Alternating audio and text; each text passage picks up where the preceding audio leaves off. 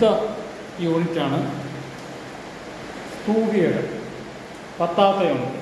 അപ്പോൾ നിങ്ങൾ കേട്ടിട്ടുണ്ടാവും സ്തൂപിക എന്ന് പറഞ്ഞാൽ ഈജിപ്തിലെ ശവശരീരങ്ങൾ സൂക്ഷിക്കുന്ന പിരമിഡുകളെ കുറിച്ച് നിങ്ങൾ കേട്ടിട്ടുണ്ടാവും. അതാണ് സ്തൂപിക. ഒരു പ്രത്യേക രീതിയിലുള്ള കൺസ്ട്രക്ഷനാണ്, കെട്ടിടങ്ങളാണ് സ്തൂപിക എന്ന് പറയുന്നത്.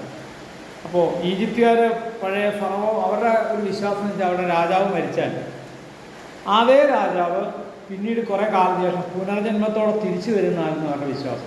അപ്പോൾ അവരുടെ ശവകുടീരങ്ങൾ, മരിച്ച ഫറവോയുടെ ശവശരീരം അടക്കം ചെയ്യാൻ വേണ്ടി അവർ നിർമ്മിക്കുന്ന ഒരു രൂപമാണ് സ്തൂപിക. ഏകദേശം സ്തംഭം പോലെ തന്നെയാണ്. അപ്പോൾ സ്തംഭം എന്ന് പറഞ്ഞാൽ ഒരു എല്ലാ വശവും, എല്ലാ പാർശ്വമുഖങ്ങളും വൃത്ത സ്തംഭം ഒഴിച്ച് ബാക്കി എല്ലാ സ്തംഭങ്ങളുടെയും പാർശ്വങ്ങളെല്ലാം ചതുരങ്ങളായിരിക്കും. അപ്പോൾ കുറേ ചതുരങ്ങൾ, 4 ചതുരം ചേർത്താണെങ്കിൽ ചതുരസ്തൂപിക, ചതുരസ്തംഭം.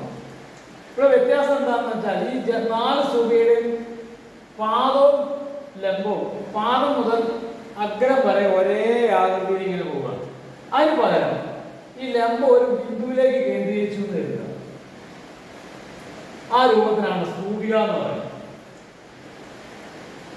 ഈ രൂപം ഒരറ്റം ഇങ്ങനെ കൂർത്തു വരും എന്ന് പറഞ്ഞാൽ പാർശ്വങ്ങളെല്ലാം ത്രികോണങ്ങളായിരിക്കും. അതാണ് സ്തൂപിക.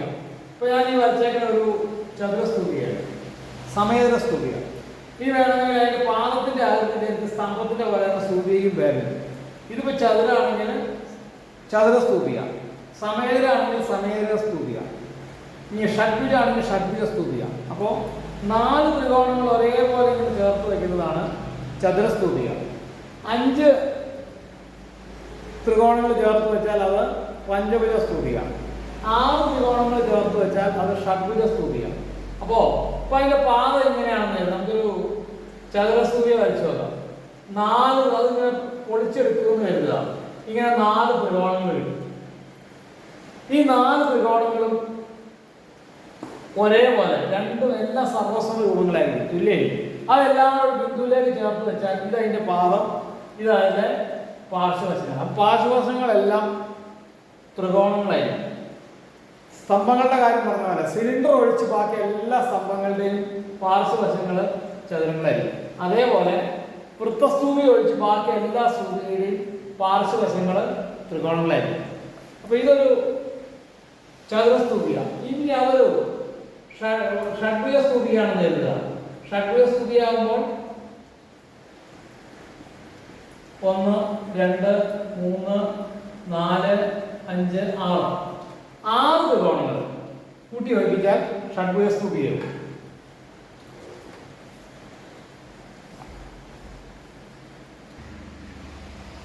ഇതൊരു സ്തൂപികയാണ്, ഒരു ചതുരസ്തൂപിക, സമേതര സ്തൂപിക എടുക്കാം. ഈ നടുക്കിടെ ഇതിൻ്റെ പാദമാവുന്ന ഈ ചതുരത്തിൻ്റെ മധ്യബിന്ദുവിൽ നിന്ന് അഗ്രം വരെയുള്ള നീളമാണ് അതിൻ്റെ ഉയരം. അത് h എന്ന് കാണിക്കും. അതേപോലെ ഇതിന് വേറൊരു ഉയരം കൂടിയുണ്ട്. ഈ പാർശ്വവക്കിൽ നിന്ന് നടുക്കുന്ന മുകളിലോട്ട് വരുന്ന ദൂരം, ഇതിനതിനെ ചെരിവ് ഉയരം എന്ന് പറയും. അതിന് 7 കാണിക്കും. പിന്നെ ഉള്ള ഇതാണ് ഈ നീളം. യഥാർത്ഥത്തിൽ ഈ വശത്തിൻ്റെ നീളത്തിൻ്റെ പകുതിയായിരിക്കും. അപ്പോൾ a ആണെങ്കിൽ ഹാഫ് a എന്ന് കൊടുക്കാം. ഇത് വശം a ആണെങ്കിൽ ഇത് ഹാഫ് a ആയിരിക്കും, ഉയരം h l. അപ്പോൾ ഇത് 3 കൂടെ വേറെ വരയ്ക്കുകയാണെങ്കിൽ അതൊരു മട്ടത്രികോണമായിരിക്കും. മട്ടത്രികോണത്തിൻ്റെ കർണം ചെരിവ് ഉയരം, ഉയരം അതിൻ്റെ ഒരു ലംബവശം, പാദവക്കിൻ്റെ പകുതി പാദം, ഇത് 3ഉം തമ്മിൽ ബന്ധപ്പെട്ടായിരിക്കും. അപ്പോൾ ഇതിലേതെങ്കിലും 2 എണ്ണം മൂന്നാമത്തെ കണ്ടുപിടിക്കാം. പൈതഗോറസ് സിദ്ധാന്തം അനുസരിച്ച് L² സമം x² plus half a whole square. അപ്പോൾ L എന്ന് പറഞ്ഞാൽ റൂട്ട് x² പ്ലസ് a/2 എന്ന് കൊടുക്കുക, a/2 സ്ക്വയർ. ഇത് ഉപയോഗിച്ചിട്ട് ഓരോന്നും കണ്ടുപിടിക്കാം. L കണ്ടുപിടിക്കാം. ഇനി ഈ ഉയരവും പാദത്തിന്റെ പകുതി നന്നാൽ ചെരുവുയരം കാണാം. ഇനി ഉയരമാണെന്ന് എഴുതാം. ബാക്കിയൊക്കെ എൽ സ്ക്വയറിൽ നിന്ന് കുറയ്ക്കണം. L square minus A by 2 square ആണ് അതിന്റെ റൂട്ടാണ് ഉയരം. ഇനി എ ആണ് കണ്ടുപിടിക്കുന്നത് എഴുതാം. Root L square minus X square. പക്ഷെ എൽ സ്ക്വയറിൽ നിന്ന് എക്സ് സ്ക്വയർ കുറച്ചാൽ കിട്ടുന്നത് യഥാർത്ഥ ഉയരമല്ല, യഥാർത്ഥ പാദമൊക്കെ അതിന്റെ പകുതിയാണ്. അപ്പൊ ഇതിന് 2 മടങ്ങ് വേണം. ഇവിടെ 2 വരും. 2 ഗുണിക്കണം root L square minus X square.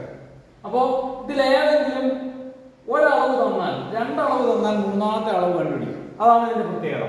അപ്പോൾ എൽ ആണെങ്കിൽ root H square plus A by 2 square.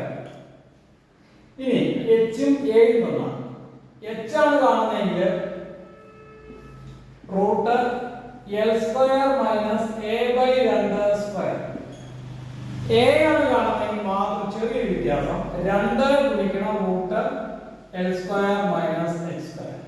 ഇത് 3. അപ്പൊ ഇത് 3 പൈതഗോറസ് സിദ്ധാന്തം അനുസരിച്ച് ബന്ധപ്പെട്ടിരിക്കുകയാണ്. പൈതഗോറസ് സിദ്ധാന്ത പ്രകാരം ഈ 3 തമ്മിൽ ബന്ധമുണ്ട്. അപ്പോ ഇങ്ങനെയാണ് സമയസ്തൂപിയുടെ ഈ 3 അളവുകൾ. അപ്പോ സമയസ്തൂപിയുടെ ഓരോ പാർശ്വവശം ഓരോ ത്രികോണമാണ്. ആ പാർശ്വവശത്തിന്റെ ഉയരമാണ് യഥാർത്ഥത്തിൽ ചെരിവുയരം. സ്തൂപിയുടെ ചെരിവുയരം എന്ന് പറഞ്ഞാൽ പാർശ്വവശത്തിന്റെ ഉയരം. അപ്പൊ അതിന്റെ പാദം എന്ന് പറഞ്ഞു കഴിഞ്ഞാൽ സ്തൂപിയുടെ പാദമൊക്കെ ആയിരിക്കും. അപ്പൊ ഒരു മട്ടത്രികോണമായിട്ട് വരുമ്പോ ഇതിന്റെ പകുതിയേ വരുള്ളൂ. അപ്പൊ ഇതൊന്ന് നോക്കിയാൽ മതി. ഓരോ പാർശ്വമുഖത്തിന്റെയും ഉയരമാണ് ചെരിവുയരം. സ്തൂപിയുടെ ഉയരം എന്ന് പറഞ്ഞാൽ സ്തൂപിയുടെ നടുക്കിടെ ഉയരം. പാദത്തിന്റെ മധ്യബിന്ദുവിൽ നിന്നും ശീർഷം വരെയുള്ള, ഇതിന് ശീർഷം എന്ന് പറയാം അഗ്രം, ഈ അഗ്രം വരെയുള്ള ദൂരം. ഒരു സ്തംഭമാണെങ്കിൽ ഇവിടെ ഒരു ചതുരം തന്നെ അവിടെ ഉണ്ടാവുള്ളൂ. സ്തൂപിയാകുമ്പോൾ അവിടെ ഒരു ബിന്ദു വരും, അതിന് അഗ്രം വരും. ഈ അഗ്രം വരെയുള്ള ദൂരമാണ് സ്തൂപിയുടെ ഉയരം. ഇത് ചെരിവ് ഉയരം. ഈ സൈഡ് ഇത് ഈ നീളം യഥാർത്ഥത്തില് പാദവക്കിന്റെ പകുതിയായിട്ട് വരും. ഇതൊരു ചതുരമല്ല. ചതുരാകുമ്പോൾ ചതുരത്തിന്റെ മധ്യബിന്ദുവിലേക്ക് ഇങ്ങനെ പോകുന്നത് ഇതിന്റെ പകുതിയായി. ഇനി സമയസ്തൂപിയുടെ പാർശ്വമുഖ പരപ്പളവ്, യഥാർത്ഥ പാർശ്വമുഖ പരപ്പളവ് ഈ 4 ത്രികോണങ്ങളുടെയും പരപ്പളവാണ്.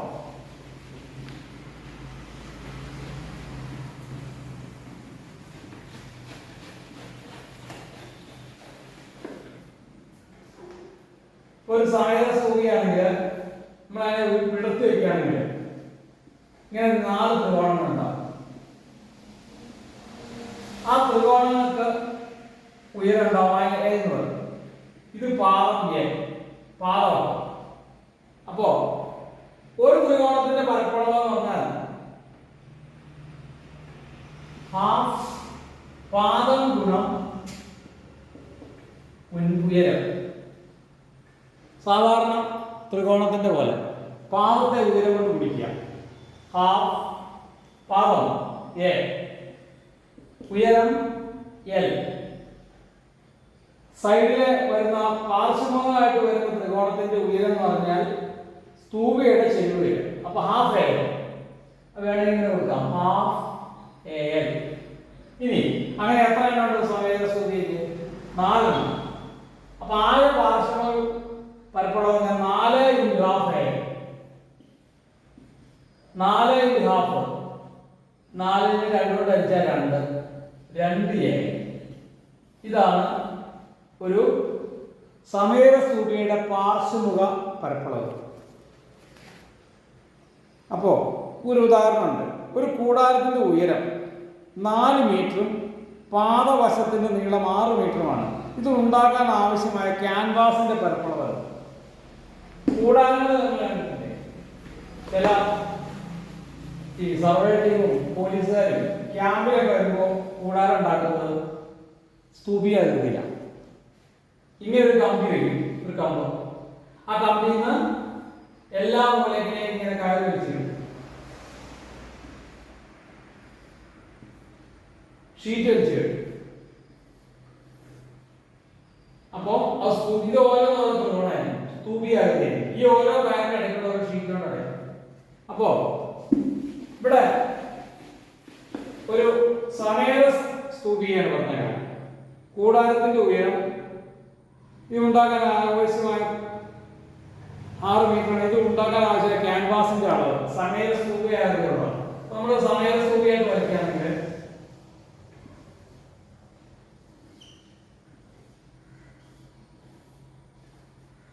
ഇതിന്റെ ഉയരം, കൂടാരത്തിന്റെ ഉയരം ഇത്, ഈ നടുക്കത്തെ കമ്പിയുടെ ഉയരം 4 മീറ്റർ. അപ്പൊ h4. പാദവശത്തിന്റെ നീളം 6, ഇതാണ്. അപ്പൊ A6 മീറ്ററാണ്. ഇത് ഉണ്ടാക്കാൻ ആവശ്യമായ ക്യാൻവാസിന്റെ പരപ്പളവ്. അപ്പോൾ അതിന്റെ പാർശ്വോത്തര പരപ്പളവാണ് എടുക്കുന്നത്. പാർശ്വമുഖ പരപ്പളവ്. പാർശ്വമുഖ പരപ്പളവ് എന്ന് പറഞ്ഞാൽ നേരത്തെ ചെയ്ത പോലെ 2a 2 ഗുണിക്കണം a ഗുണിക്കണം l. a ഇവിടെ തന്നിട്ടുണ്ട് 6, h 4. 2a ചെയ്യേണ്ടത്. 2a നമുക്ക് l കിട്ടണം, ചെരുവുയരം കിട്ടണം. ചെരുവുയരം കിട്ടണമെങ്കിൽ l root a/2 square plus h square. അപ്പോൾ a6 ന്റെ പകുതി 3 സ്ക്വയർ പ്ലസ് 4 സ്ക്വയർ സമം റൂട്ട് 9 പ്ലസ് 16 റൂട്ട് 25 സമം 5 l 5. ഇതിങ്ങനെ അല്ലാതെ ചെയ്യാം. നമ്മൾ പഠിച്ചിട്ടുണ്ടല്ലോ 3:4:5 എന്ന അനുപാതമാണ് ഒരു മട്ടത്രികോണത്തിന്റെ ലംബവശങ്ങളും കർണവും തമ്മിൽ. അപ്പോൾ ഏറ്റവും ചെറിയ വശം 3, അതിന്റെ വലുത് 4, കർണം 5. ഈ അനുപാതത്തിലാണ് 3ഉം 4ഉം വന്നാൽ അടുത്ത 5 ആയിരിക്കും. അങ്ങനെ ചെയ്യാം. അപ്പോൾ l കിട്ടി 5. ഇനി പാർശ്വ പരപ്പളവ് 2 ഗുണം a6 l 5 12 5 60 ചതുരശ്ര മീറ്റർ എന്ന് പറഞ്ഞാൽ 60 ചതുരശ്ര മീറ്റർ ക്യാൻവാസ് വേണം.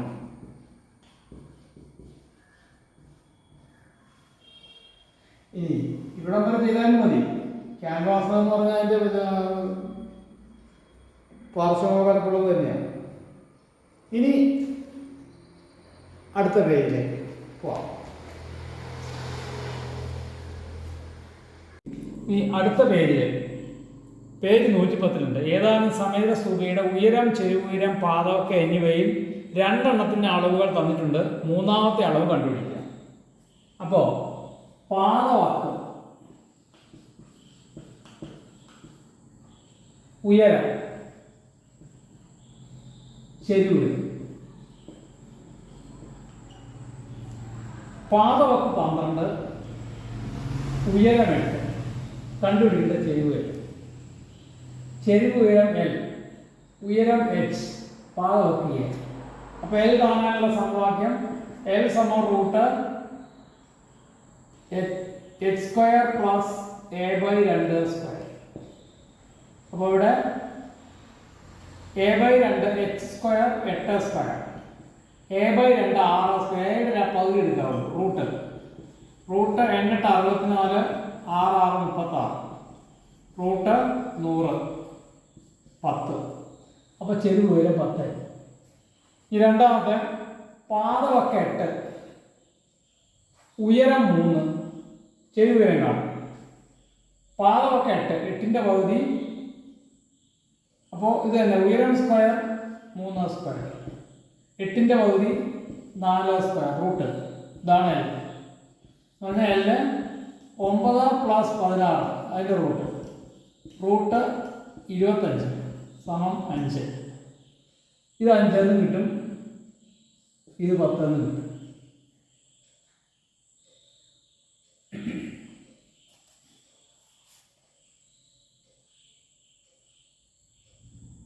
പിന്നെ ഇത് 5 നീട്ടം അല്ലാതെ തന്നെ നമുക്കറിയാം സമവാക്യ ത്രികോണത്തിൻ്റെ ഒരു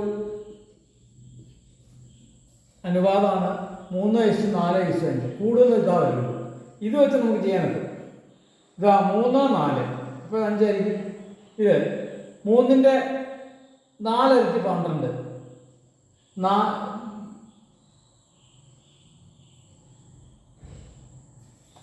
12 പാദവക്കായ പകുതിയല്ലേ വരുള്ളൂ. 6. 3ൻ്റെ 2 ഇരട്ടി 6. 4ൻ്റെ 2 ഇരട്ടി 8. അപ്പോൾ 5ൻ്റെ 2 ഇരട്ടി 10. ഇത് 3, 8ൻ്റെ പകുതി 4. 3, 4, 5. അപ്പോൾ അനുപാതം വെച്ച് കണ്ടുപിടിക്കാം. ഈ അനുപാതം പറഞ്ഞാൽ മതി. മട്ടത്രികോണങ്ങളുടെ പാദം, ലംബം, കർണം എന്നിവ തമ്മിലുള്ള അനുപാതമാണ് ഈ കാണിച്ചതെന്ന് പറഞ്ഞു. അത് വെച്ച് ഇത് കണ്ടുപിടിക്കാൻ പറ്റും. ഇതാണ് ശരിക്കും കണ്ടുപിടിക്കേണ്ട മെത്തേഡ്. ഇനി ബാക്കി 3 നിങ്ങൾ തന്നെ ചെയ്യാം. വേണമെങ്കിൽ ഒരെണ്ണം കൂടെ ചെയ്തോ.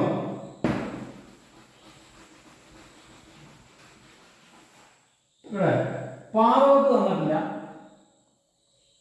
ഉയരം 24, ചെരിവ് 25. അപ്പോൾ കണ്ടുപിടിക്കേണ്ടത് എ ആണ്. 2√L² - X². അറിയാം, എൽ തന്നിട്ടുണ്ടെങ്കിൽ എപ്പോഴും എല്ലിൻ്റെ സ്ക്വയറിൽ നിന്ന് കുറയ്ക്കണം. H² കുറച്ചാൽ എ കിട്ടും. അപ്പോൾ എ ആകുമ്പോൾ ഹാഫേ കിട്ടുള്ളൂ, എയുടെ പകുതി. അതിന് 2 മടങ്ങാണ്. ഇനി H ആണ് കാണുന്നതെങ്കിൽ L² നിന്ന് എയുടെ പകുതിയുടെ സ്ക്വയർ കുറക്കണം. അപ്പോൾ ഇവിടെ L² - X². 2 ഗുണിക്കണം √25² - 24² സമം 2 ഗുണിക്കണം √625 - 576 സമം 2 ഗുണിക്കണം 625 576 കുറച്ചാൽ 49 √2 √47 14. അപ്പോൾ ഇവിടെ വരേണ്ടത് 14. പാദമൊക്കെ 14. ബാക്കി നിങ്ങൾ എന്ത് ചെയ്യാം. ഇനി ഒരു സമേത സ്തൂപിയുടെ പാദ ചുറ്റളവ് 120 മീറ്ററും ചെരിവ് ഉയരം 25 സെന്റിമീറ്ററും ആകുന്നു. പാർശ്വമുഖ പരപ്പളവ് കാണും.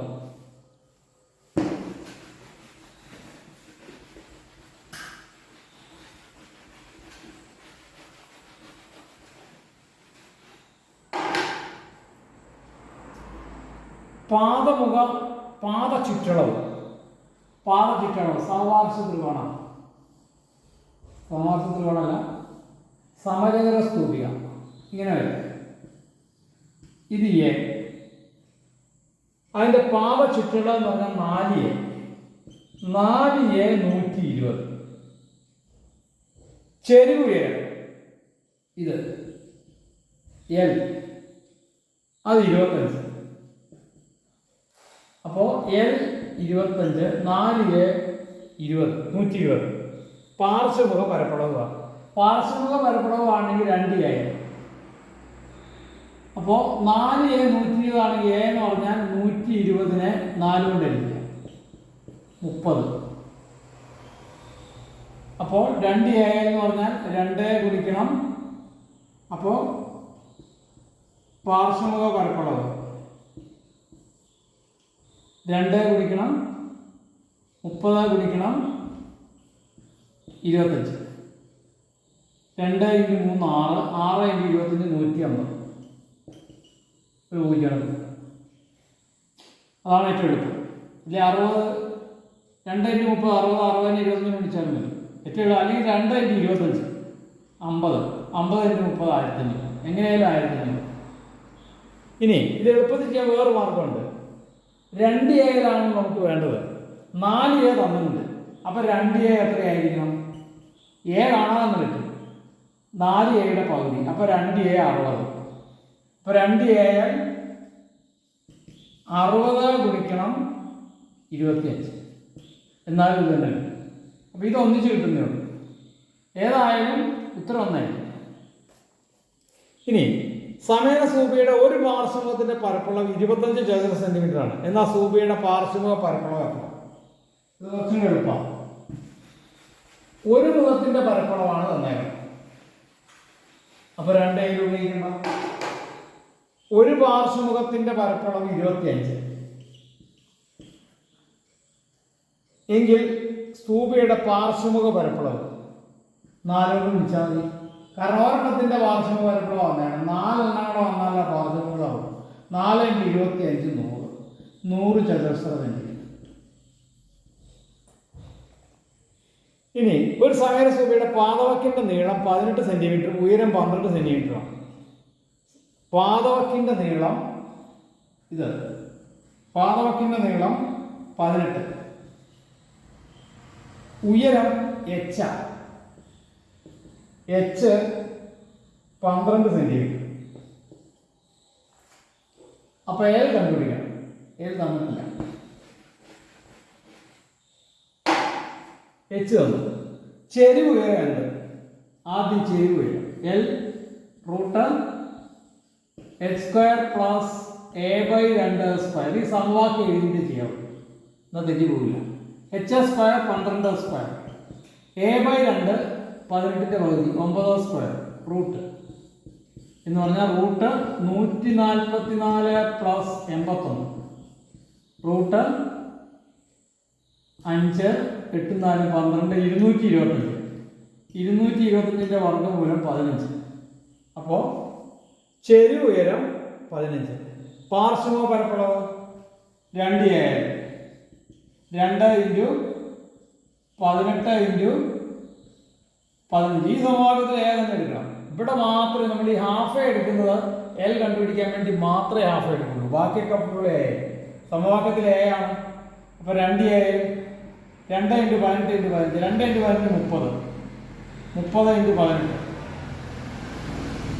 3 18 3 24 2 3 3 64. 3 8 24 2 3 54 540 ചതുരശ്ര സെന്റിമീറ്റർ. ഇനി ക്യാൻവാസ് കൊണ്ട് ഉണ്ടാക്കിയ സമയരസ്തൂപി ആകൃതിയുള്ള ഒരു കൂടാരമുണ്ട്. അതിൻ്റെ ഉയരം 8 മീറ്റർ, പാദവക്കിൻ്റെ നീളം 12 മീറ്റർ. കൂടാരം ഉണ്ടാക്കിയ ക്യാൻവാസിന്റെ പരപ്പളവ് നേരത്തെ ചെയ്തോ തന്നെ അളവെന്ന് പറയുന്നത്.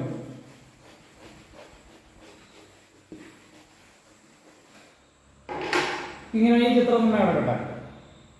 കൂടാതെ അതിൻ്റെ ഉയരം 8 മീറ്റർ, h 8, L കണ്ടുപിടിക്കണം. പാദവക്കിൻ്റെ നീളം 12, 18ന്റെ സ്ഥാനത്ത് 12. കൂടാതെ ഉണ്ടാക്കിയ ക്യാൻവാസിന്റെ പരപ്പളവ് പാർശ്വ പരപ്പളവ് കാണിക്കാം. കാരണം ഇത് തറയാണ്, തറയിൽ ക്യാൻവാസിന്റെ ആവശ്യമില്ല. അപ്പോൾ തറയുടെ പരപ്പളവ് വേണ്ട, പാർശ്വത്തിന്റെ മാത്രം മതി. അപ്പോൾ h 8 a 12. അപ്പോൾ a/2 6. L കാണും. Root h² + a/2². ഇവിടെ ഓർക്കണം, a നേരെ എടുക്കില്ല, 7/2 എടുക്കുള്ളൂ. h 8², a/2 6². 8 64, 6 6 36. റൂട്ട് 100 = 10. L 10.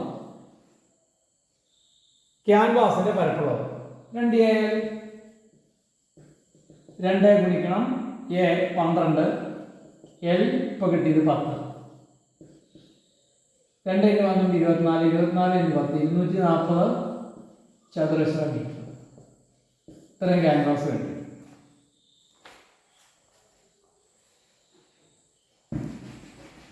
ഇനി ഇപ്പൊ നമ്മൾ കണ്ട മട്ടത്രികോണം ഏതാ? സ്തൂപികയ്ക്കകത്ത് വരുന്ന ഒരു മട്ടത്രികോണാണ്.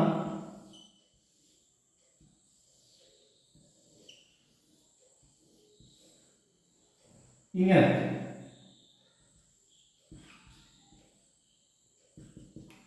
ഉയരം പാദവക്കിന്റെ പകുതി, ചെരിവ്. ഇനി അല്ലാതൊരു മട്ടത്രികോണം ഉണ്ടാവുന്നുണ്ട്. ഒരു സമയരസ്തൂപിയുടെ പാർശ്വവക്ക്, ചെരിവ്, ഉയരം, പാദത്തിന്റെ പകുതി. ഇതിലേതെങ്കിലും ഒരു പാർശ്വം എടുക്കുക, ഒരു ത്രികോണം. ആ ത്രികോണം ചെരിഞ്ഞിരിക്കുന്നതുകൊണ്ടാണ് ചെരിവ് ഉയരം എന്ന് പറയുന്നത്. നേരെ നിന്നാൽ അത് ഉയരം എന്ന് പറയാനുള്ളൂ. പിന്നെ നേരെ വച്ചു തരുക, ഇത് എല്ലായിരിക്കും ചെരിവ് ഉയരം. സ്തൂപികയിൽ വരുമ്പോഴാണ് ചെരിയുള്ളൂ. അപ്പൊ ചെരിവ് ഉയരം. സ്തൂപിയുടെ ഒരു പാർശ്വമൊക്കെ എടുത്ത് നേരെ നിർത്തി വെച്ച് കഴിഞ്ഞാൽ ഉയരം തന്നെ വരും. നമുക്ക് വേഗം തന്നെ കൊടുക്കാം. ഈ ചെരിവ് ഉയരം പാർശ്വവാക്ക് ഇത് ഈ കൊടുക്കണം. ഈ വക്ക് ഈ ഒരു സ്തൂപികയുടെ ഒരു പാർശ്വം ഒന്ന് ത്രികോണം എടുത്ത് മാറ്റി വെച്ചാൽ പാർശ്വമൊക്കെ ഇങ്ങനെ വരും. ഉയരം എന്ന് പറഞ്ഞാൽ ചെരിവ് ഉയരം ഈ പാർശ്വവക്ക ഒരു പാർശ്വവക്ക ത്രികോണം അതിൻ്റെ ഉയരം എന്ന് പറഞ്ഞാൽ ചെരിവ് ഉയരം സ്തൂപികയുടെ ചെരിവ് ഉയരം. ഇതോ a/2. ഈ ഒരു മൂല മാത്രം എടുത്താൽ ഇത് ഉയരം, ഇത് പാദവക്കം, അത് a, അതിൻ്റെ പകുതി a/2. ഇത് പാർശ്വം. അപ്പോൾ പാർശ്വവക്കെട്ടിൻ്റെ കർണം പാർശ്വവക്കായിട്ട് വരും.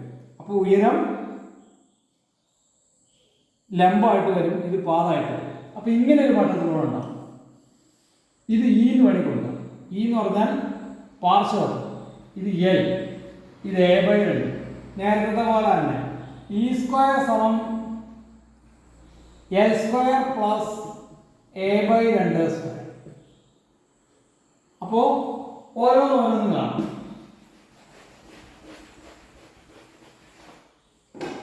ഈ പാർശ്വവക്കം എന്ന് പറഞ്ഞാൽ √L² പ്ലസ് a/2². ഇവിടെ ഏറ്റവും വലുത് ഇ ആണ്.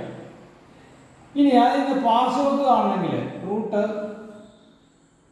ചെരിവുയരം കാണണമെങ്കിൽ E² മൈനസ് a/2². ഇതിൽ ഏറ്റവും വലുത് ഇ ആണ്. ഇയും എല്ലും എയും എടുത്താൽ ഏറ്റവും വലുത് എ ആണ്.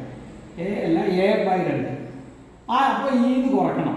ബാക്കി ഇതിൽ ഏത് കാണണമെങ്കിൽ ഇന്ന് പറയും E² മൈനസ് a/2². ഇനി എ ആണ് കാണുന്നതെങ്കിൽ ഇവിടെ കിട്ടേണ്ട a/2 കിട്ടണം. അപ്പോൾ 2 ഉണ്ടാവും.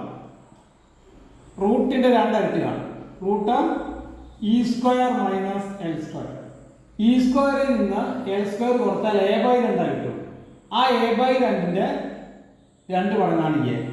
അപ്പോൾ ഇ കിട്ടും. എല്ലും എയും കിട്ടിയാൽ ഇ കിട്ടും. എ നേരിട്ട് ഉപയോഗിക്കില്ല, a/2 കാണും. എല്ല് കാണണമെങ്കിൽ E² നിന്ന് a/2². ഇ കാണണമെങ്കിൽ L² a/2² കൂട്ടണം. ഇനി എ ആണ് കാണുന്നതെങ്കിൽ E² L² കുറക്കണം, 2 മടങ്ങുന്നതാണ്. അപ്പം ഇങ്ങനെ ഒരു മട്ടത്തിലൂടെ ഉണ്ടാവും. ഇനി അത് വെച്ചിട്ട് കുറേ കണക്കുകളുണ്ട്.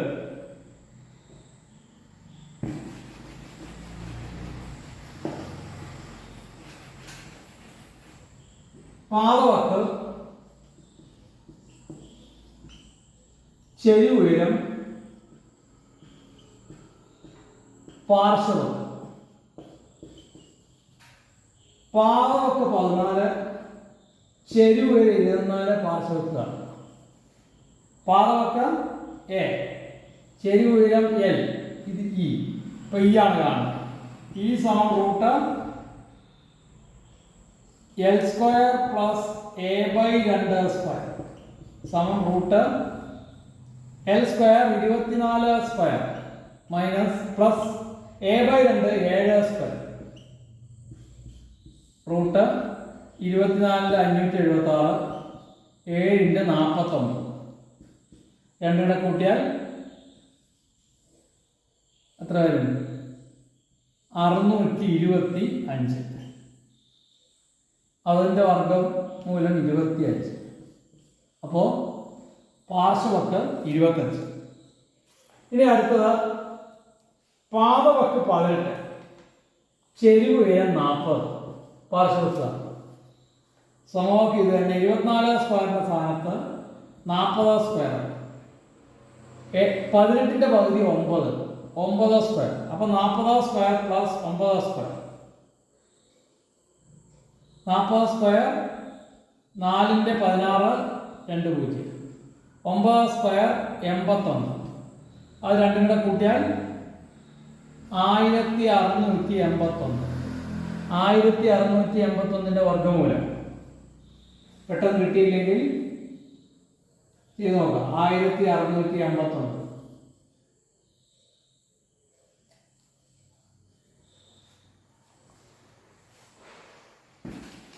ഹരണക്രിയ എഴുതി ചെയ്യാം. 1681. അല്ലെങ്കിൽ ഘടകക്രിയ രീതി ചെയ്യാൻ എത്ര എഴുതി ചെയ്യാൻ നിൽക്കില്ല. 6 7 8 7 15 16 കൃത്യമായിട്ട് ഉത്തരം കിട്ടില്ല. അപ്പോൾ 1681 2 ഗ്രൂപ്പായിട്ട് തിരിച്ചു. 4 16 0 8 1 4ൻ്റെ ഇരട്ടി 8. ഇവിടെ 1 ഇവിടെ 1 81. അപ്പം 41. 1600 40, 1681 41. അപ്പോൾ ഇത് ഹരണക്രിയ രീതിയിൽ. ഇത് ഞാൻ പഠിപ്പിച്ചിട്ടുണ്ടെന്നാണ് തോന്നുന്നത്, ഹരണക്രിയ രീതിയിൽ വർഗ്ഗമൂലം കാണാം. അല്ലെങ്കിൽ ഞാൻ പിന്നെ ഒരു ക്ലാസ്സിനെടുത്ത് പറഞ്ഞുതരാം ഈ ഹരണക്രിയ രീതിയിൽ എങ്ങനെ വർഗ്ഗമൂലം കാണുന്നത്. ഇത് ഹരണക്രിയ രീതി ഉപയോഗിക്കേണ്ട ആവശ്യമൊന്നുമില്ല. 1600 വർഗ്ഗമൂലം 40. ഇവിടെ ഒരു ചെറിയൊരു സംഖ്യ വന്നിട്ടുണ്ട്, ഇല്ല 81. അപ്പോൾ ഒന്നിൽ അവസാനിക്കുന്ന 41 കിട്ടും. ഇനി അടുത്ത രണ്ടെണ്ണം നിങ്ങൾ തന്നെ ചെയ്യാം. ഇവിടെ പാദവക്കാണ് കണ്ടുപിടിക്കേണ്ടത്, അത് തന്നെ ചെയ്യാം. ഇനി സമചതുര സ്തൂപിയുടെ ഉപരിതല പരപ്പളവ്, ഒറ്റ വ്യത്യാസമുള്ളൂ, പാർശ്വമുഖ പരപ്പളവിന്റെ കൂടെ പാദപരപ്പളവും കൂട്ടുക.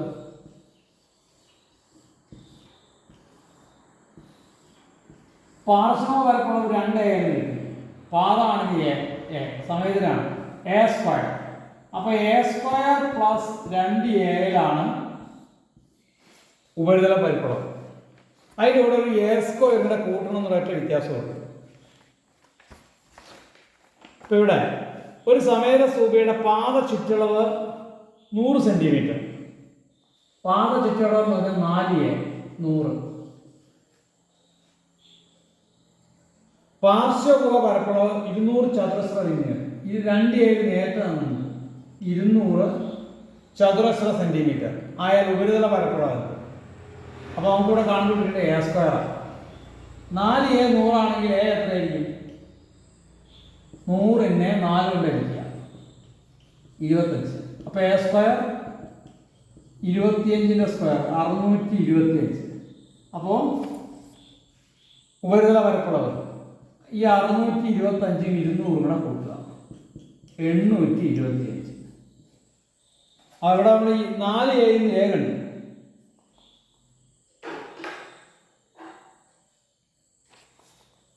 രണ്ട് a 200 ഉണ്ട്. അപ്പൊ അതിൽ നിന്ന് അതിനോട് കൂട്ടിയാൽ മതി.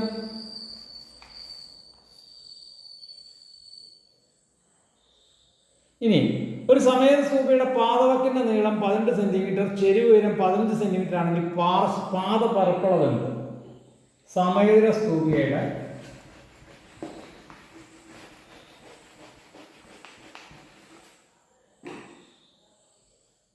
പാദവക്കിന്റെ നീളം a 18, ചെരിവ് ഉയരം l 15, പാദ പരപ്പളവ് എന്ത്? പാദപരപ്പളവ് എന്ന് പറഞ്ഞാൽ a². നിങ്ങൾ ഏത് സമവാക്യം ചെയ്യുമ്പോൾ ഈ ചിത്രം വരച്ച് നോക്കിയാൽ പെട്ടെന്ന് കിട്ടും. ഇത് a, ഇത് l. പാദപരപ്പളവ് a², എയുടെ സ്ക്വയർ 18² 324. പാർശ്വമുഖ പരപ്പളവ് എന്ത്? 2a 2 × 18 × 15, 2 × 15 30, 30 × 18, 3 × 18 54. അപ്പോൾ 540. ഉപരിതല പരപ്പളവ് എന്ത്? ഈ 540 324 കൂട്ടുക, 4 6 8 864. ഇതാണ് ആകെ ഉപരിതല പരപ്പളവ്. മറ്റ് പാർശ്വമുഖ പരപ്പളവ്, ഇത് പാദപരപ്പളവ്, 2 കൂട്ടിയാൽ ഉപരിതല പരപ്പളവ് കിട്ടും. ഇനി ഒരു ചിത്രം തന്നിട്ടുണ്ട്.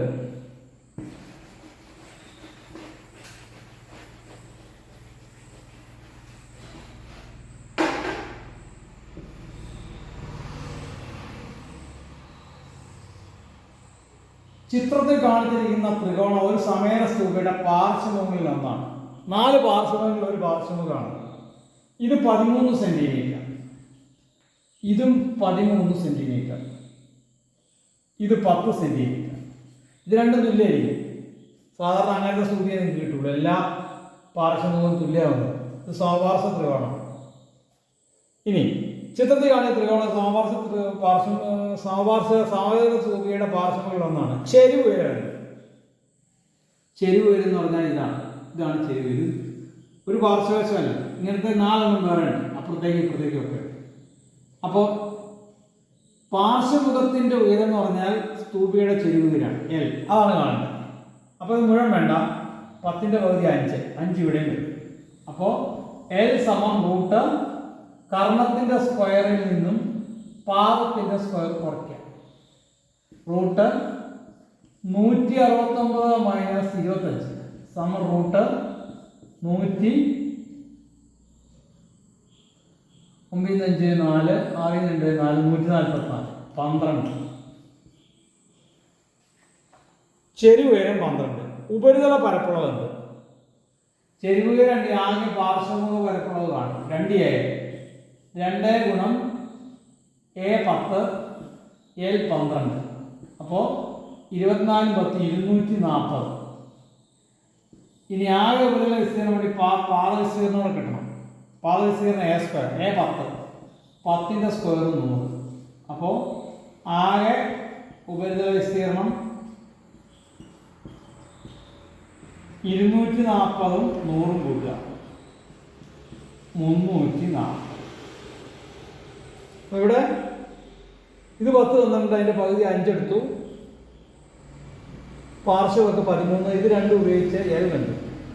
2 എയുടെ ഇതിൻ്റെ വില കൊടുത്തപ്പോൾ 240 കിട്ടി. അത് പാർശ്വമ പരപ്പളവ്. a സ്ക്വയർ പാദ പരപ്പളവ്. 2 കൂട്ടിയപ്പോൾ ആകെ ഉപരിതല പരപ്പളവ്. ഇനി അടുത്തത്